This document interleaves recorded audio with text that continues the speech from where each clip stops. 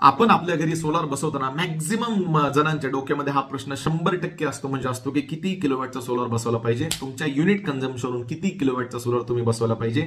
माझी branch electrical आहे, म्हणून मी तुम्हाला सांगतो, लक्ष देऊन ऐका, व्हिडिओला सेव्ह करा आणि मॅक्झिमम जणांना शेअर करा, कारण भरपूर जणांनी गोष्ट माहित नाहीये. सगळ्यात पहिलं तर तुमचं लाईट बिल घ्या. लाईट बिलवर युनिट कन्झम्पशन पर मंथली किती आहे बघा. 2-3 महिन्याचा ऍव्हरेज काढायचं असे, एकच महिन्याच्या लाईट बिलवर ट्रस्ट ठेवायचं नाही, कारण समरला लोड जास्त असतो, बाकी टाइमला लोड आपला कमी असतो.